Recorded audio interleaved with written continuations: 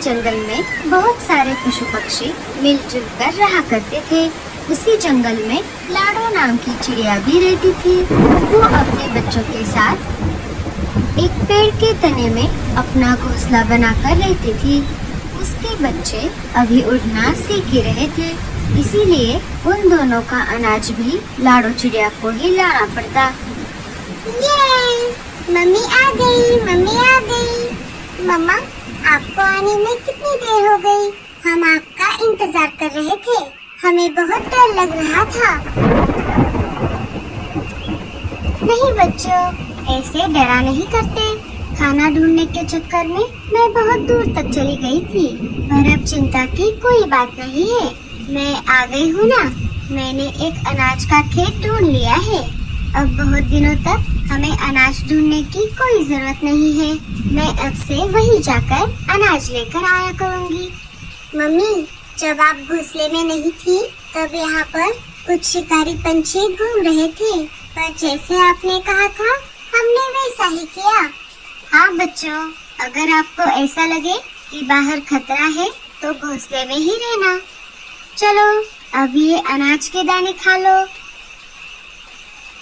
मम्मा, कितने दिन हुए आपने चावल की खीर नहीं बनाई। मुझे चावल की खीर खानी है।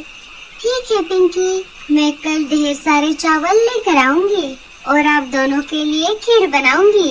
लाडो के ऐसा कहते ही बच्चे खुशी से नाचने लगे। हाँ हाँ, ठीक है ठीक है। चलो चलो, तब तक ये गेहूं के दाने खा लो। बच्चे अनाज खाने लगे। मैं ऐसे ही बच्चों को कब तक मनाती रहूंगी। बच्चों के पापा भी महल में काम करते हैं। अगर वो बच्चों के साथ होते तो बच्चे भी खुश रहते। बच्चों ने अनाज खा लिया। लाडो ने उनका बिस्तर लगा दिया। चलो बच्चों, अब सो जाओ। सुबह जल्दी उठकर हमें उड़ने की प्रैक्टिस करनी है। तुम दोनों को अब जल्द से जल्द उड़ना सीखना होगा। मम्मी, पापा अभी तक घर क्यों नहीं आए? हमें उनकी याद आ रही है। हाँ मम्मी, और पापा ने हमें आज राक्षस वाली स्टोरी सुनाने का वादा किया था। हाँ बच्चों, पापा आ जाएंगे, तब तक आप सो जाओ। लाडो भी सोने की तैयारी करने लगी। चलो, आज का दिन भी अच्छे से बीत गया। हे ऊपर वाले, ऐसे ही हमें मुसीबतों से दूर रखना। लाडो सो गई। सुबह हो गई। सारे पंछी अपने अपने कामों के लिए घोंसलों से बाहर जाने लगे। अरे बाप रे, आज तो उठने में देर हो गई। मुझे जल्दी से सारा काम निपटाना होगा। लाडो ने उठकर घोंसले की साफ सफाई करनी शुरू कर दी। चलो बच्चों, उठ जाओ, फिर मुझे देर हो जाएगी। क्या आपको चावल की खीर नहीं खानी? खीर का नाम सुनते ही बच्चे नींद से जाग गए। चलो बच्चों, मैं थोड़ी देर तुम्हारी उड़ने की प्रैक्टिस लेती हूँ, फिर बाद में चावल के दाने लाने के लिए चली जाऊंगी। लाडो अपने बच्चों को उड़ना सिखाने लगी। हाँ हाँ बच्चों, ऐसे ही अपने पंखों पर ज्यादा जोर मत डालना, बस हवा की मदद से उड़ते रहना।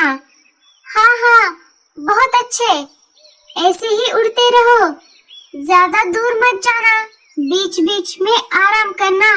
तब तक मैं घर का बाकी काम कर लेती हूँ।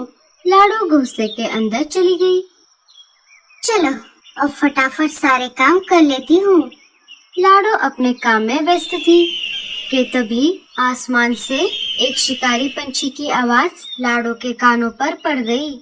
अरे बाप रे, शिकारी! कुछ तो गड़बड़ है। मुझे जल्द से बच्चों को सतर्क करना होगा। लाडो घोंसले के बाहर आ गई और बच्चों को जोर जोर से पुकारने लगी। सोनू, पिंकी, इधर आओ, जल्दी से घोंसले के अंदर चले जाओ। चलो चलो, जल्दी से। जैसे ही बच्चे घोंसले के अंदर आ गए, वैसे ही एक बड़ा शिकारी पंछी उन पर झपटता हुआ वहाँ पर आ गया। उसके पंजों से बचते हुए लाडो जैसे तैसे घोंसले के अंदर चली गई। अरे यार, बस थोड़ी ही देर हो गई, वरना आज तो मस्त एक चिड़िया खाने को मिलती। और कितने दिनों तक तू मुझसे बच पाएगी चिड़िया? एक ना एक दिन तो मैं तुझे खा ही लूंगा। जरा देखो तो अंदर और कौन कौन है? शिकारी चील ने घोंसले के अंदर झांक कर देखा। अरे वाह, क्या बात है। लगता है मुझे तुम्हारे साथ साथ ये 2 बच्चे भी खाने को मिलेंगे। माँ चिड़िया के साथ बच्चे फ्री। अबे ओ चील के बच्चे, दूर रहे मेरे बच्चों से। अगर इन्हें छूने की बात भी की तो मुझसे बुरा कोई नहीं होगा। अब चला जा मेरी नजरों के सामने से, वरना मैं तेरी शिकायत राजा जी के पास करूंगी। अले अले, वो पिद्दी सा राजा मेरा कुछ नहीं बिगाड़ सकता। वैसे भी मैंने जंगल के बहुत सारे पंछियों और जानवरों को खाया है। अब तक तो वो मेरा कुछ नहीं बिगाड़ पाया। रुक जा, तू ऐसे नहीं मानेगा। लाडो ने लाल मिर्च की पाउडर शिकारी चील के आंखों में फेंक दी।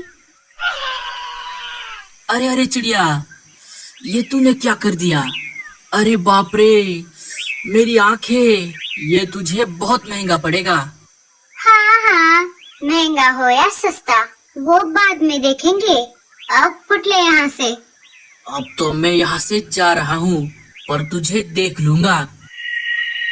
शिकारी चील वहाँ से चला जाता है। बच्चे पहले तो बहुत डरे हुए थे, पर अपने माँ के हिम्मत और साहस को देखकर वो चौंक गए। वाह मम्मी, आप कितनी निडर हो। वो शिकारी पंछी तो पूंछ दबाकर भाग गया। हाँ बच्चों, वो अब गया तो है, पर वापस लौट कर जरूर आएगा। चलो, अब मैं चावल के दाने लाने के लिए बाहर जाती हूँ। तब तक तुम घोंसले के अंदर ही रहना। नहीं मम्मी, हमें चावल की खीर नहीं खानी। आपको जो भी कुछ मिले वो लेकर आओ, पर जल्दी आना, हम आपका इंतजार करेंगे। हाँ बच्चों, तुम डरो मत, मैं आ जाऊंगी।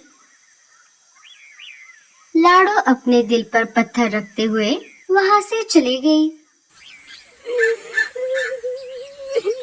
अरे गोरी, ये सुबह सुबह किसके रोने की आवाज आ रही है?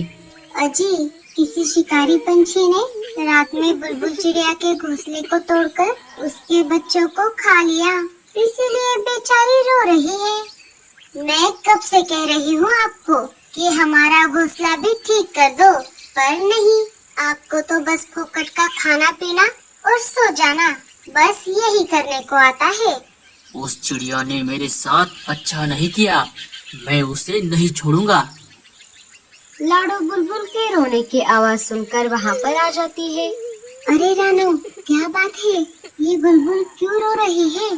अरे लाडो, कल रात एक शिकारी चील ने बुलबुल का घोंसला तोड़ दिया और उसके बच्चों को खा लिया। हाँ, मुझे तो एक ही टेंशन है, हमारा घोंसला भी उतना मजबूत नहीं है।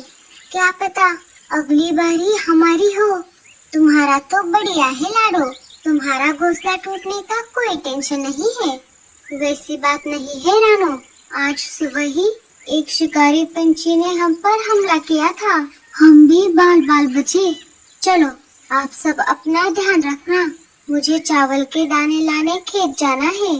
चलो लाडो, मुझे भी चावल के दाने इकट्ठा करने हैं, मैं भी चलती हूँ तुम्हारे साथ। दोनों वहाँ से चली जाती है। चावल के खेत में आकर उन्होंने कुछ चावल की तीलियां जमा कर ली। वो दोनों वापस घर जाने ही वाली थी कि तभी तेज हवा शुरू हो गई और आसमान में बादलों के गरजने की आवाज आने लगी। अरे बाप रे, लाडो जल्दी करो, वरना हम तूफान में फंस जाएंगे। दोनों ने देरी न करते हुए अपने अपने चावल उठा लिए और घर की ओर चल पड़े। शिकारी चील ने उन दोनों को देख लिया, वो भी उन दोनों का पीछा करने लगा। आज मैं इस चिड़िया को सबक सिखा कर ही रहूंगा। तूफान के खतरे के चलते दोनों तेज उड़ते हुए अपने अपने घर वापस आ गए। चलो रानो, अपना ध्यान रखना, मैं चलती हूँ।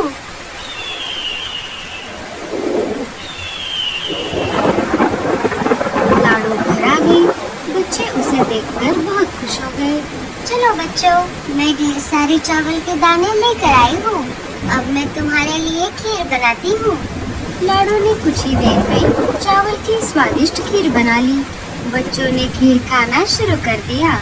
वाह मम्मी, खीर तो बहुत टेस्टी बनी है। वो खीर खा ही रहे थे कि तभी शिकारी पंछी घोंसले के बाहर आकर खड़ा हो गया।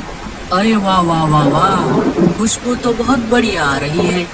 लगता है आज तुम तीनों के साथ साथ खीर भी खाने को मिलेगी। तीनों डरने लगे। अरे बाप रे, इतनी तेज बारिश में भी ये बदमाश हमारे पीछे पड़ा है। मुझे कैसे भी करके आज इसे हमेशा के लिए सबक सिखाना ही होगा। अरे ओ चील के बच्चे, अगर दम है तो घोंसले के अंदर आकर दिखा और जो खाना है वो खा ले।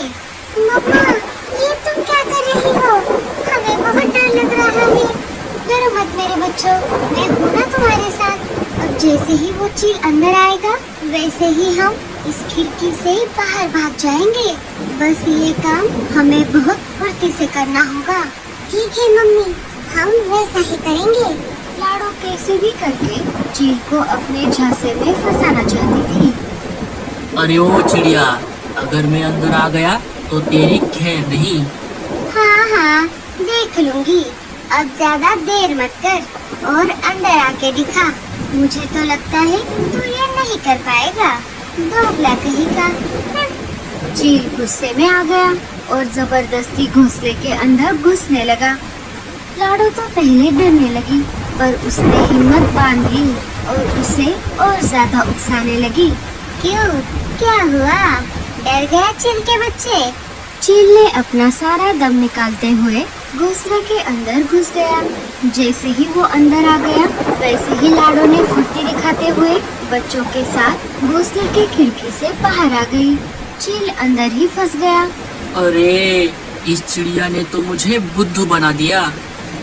अरे मूर्ख, तू जबरदस्ती अंदर चला तो गया, पर तेरी जानकारी के लिए बता दूं कि अब तू अंदर फंस चुका है। अब तुझे जो खाना है वो खा ले। मम्मी, पर हमारी खीर? कोई बात नहीं बच्चों, किसी और दिन खा लेंगे। लाडो और बच्चे रानू चिड़िया के पास आ जाते हैं। लाडो उसे सारी घटी हुई घटना बताती है।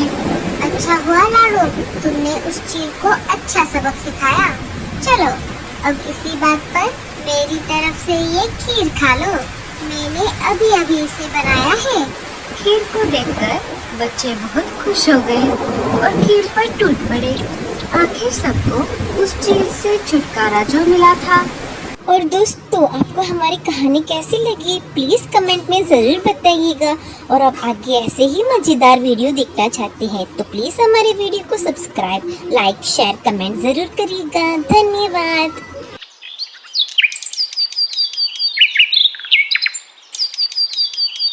नागपुर जंगल में टुनटुनी नाम की एक चिड़िया अपनी दो बेटी सुनहरी और पिंकी के साथ रहती थी।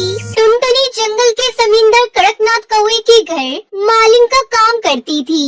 टुनटुनी बहुत ही मन लगाकर उसके बगीचे की देखभाल करती थी, जिस वजह से कड़कनाथ के बगीचे में बहुत ही रंग बिरंगे फूल खिला करते थे, जिसके व्यापार से जमींदार की बहुत ही अच्छी खासी कमाई हो जाया करती थी। एक दिन कड़कनाथ कौवा टुनटुनी को आवाज लगाते हुए कहता है, टुनटुनी, अरे ओ टुनटुनी, कहाँ हो? जल्दी आओ।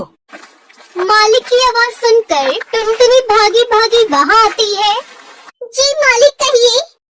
ये बता, ये गुलाब के फूल ऐसे मुरझाए हुए क्यों हैं? ये तू कैसे देखभाल कर रही है बगीचे की? तुझे पता है ना मुझे अपना बगीचा कितना प्यारा है। मेरे बगीचे में कोई भी फूल मुरझाए मुझे ये बिल्कुल भी बर्दाश्त नहीं है। जानती हूँ मालिक, लेकिन सालों साल इस बगीचे के फूल खिले खिले तो नहीं रह सकते हैं ना। फूलों का खिलना मुरझाना तो ये तो प्रकृति का नियम है। ये सब तो भगवान के हाथों में है। जब सब कुछ भगवान के हाथों में ही है तो तू क्या यहाँ मुफ्त में पगार लेगी? चल अब जा यहाँ से। कल से तुझे काम पर आने की कोई जरूरत नहीं है। अरे मुझकरी, पर ऐसा गजब मत करो। मेरे घर में तो बेटियां हैं, वो बड़ी आस लगाकर बैठी होंगी कि मुझे पगार मिलेगा तो घर में खाना बनेगा। मालिक, मुझ पर रहम करो। तुझे एक बार में बात समझ नहीं आती क्या? जा यहाँ से। बात सुनकर टुनटुनी दुखी होकर वहाँ से अपने घर की ओर आने लगती है। तभी उसे रास्ते में खड़ा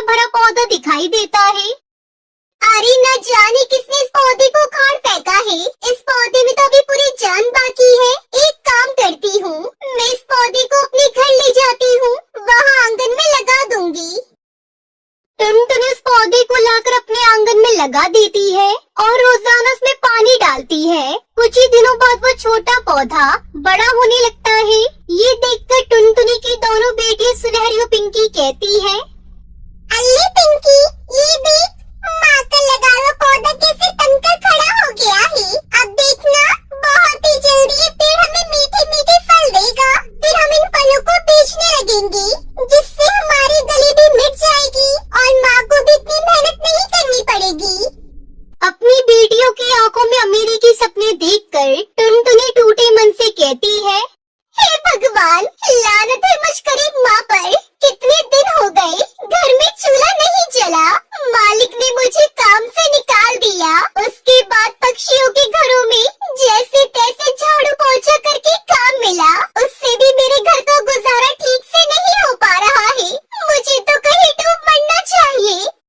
टुनटुनी यही सब सोच सोच कर हर रोज घुटती रहती है, जिस वजह से टुनटुनी की तबीयत बहुत खराब हो जाती है और वो इस दुनिया को अलविदा कहकर स्वर्ग से धार जाती है। दोनों बहनों के माथे से माँ का साया हट जाता है और दोनों बहनें अनाथ हो जाती है। दोनों बहनें कभी जंगल के पक्षी से भीख मांगकर अपना पेट भर लेती, तो कभी मंदिर की सीढ़ियों पर बैठकर भीख मांगकर गुजारा करती। ऐसे ही दोनों बहनें एक दिन मंदिर की सीढ़ियों पर बैठे भीख मांग रही थी, परंतु रोजाना दोनों बहनों को इस तरह भीख देते देते पक्षी थक जाते हैं। अब पक्षियों ने दोनों बहनों को इग्नोर करना शुरू कर दिया था और उन्हें भीख नहीं देते थे, जिस वजह से पिंकी भूख के मारे रोने लगती है। चुप हो जा मेरी बहन, मत रो ऐसे। एक दिन अचानक बहुत तेज मूसलाधार बारिश होती है, जिस वजह से उनका कच्चा मकान ढहने लगता है। दोनों बहनें घर से निकलकर पेड़ के नीचे आकर खड़ी हो जाती है। घर छीन जाने को उनको बहुत दुख होता है। क्या बिगाड़ा था हम अनाथ बहनों ने आपका, जो आपने हमसे हमारा घर भी छीन लिया। क्यों भगवान जी, क्यों आपने हमारे साथ ऐसा क्यों किया? अब हम दोनों कहाँ रहेंगे? दोनों बहनें घर के खो जाने का दुख मना रही होती है। तभी वो जिस पेड़ के नीचे खड़ी होती है, उस पेड़ पर से अचानक बहुत सारे बेशकीमती गहनों की बारिश होने लगती है, जिसे देखकर दोनों बहनें हक्का बक्का रह जाती है। ऐसा जादू है, पेड़ पर तो फल सब्जियाँ उगती है, मगर इस पेड़ पर तो गहने लगे हैं। बेटी, मैं एक जादुई गहनों का पेड़ हूँ, जिस पर उगने वाले सोने के गहने कभी खत्म नहीं होते। मेरा जीवन तुम बेसहारा बहनों की देन है। तुमने मुझे पानी खाद देकर सींचा है, इसलिए मेरे उगने वाले गहनों पर तुम्हारा हक है। मेरे पेड़ पर लगे गहनों को बेचकर तुम अपने लिए एक अच्छा नया घर बनवाओ। मैं अंत तक तुम्हारी मदद करता रहूँगा। पेड़ की बात सुनकर दोनों बहनें बहुत खुश हो जाती हैं। पहली बार उनके जीवन में इतनी खुशी आई थी। दोनों बहनें पेड़ पर लगे गहनों को सुनार के पास बेच देती है और अपने लिए आलीशान घर बनवाती है और उसमें सुखमय जीवन व्यतीत करने लगती है।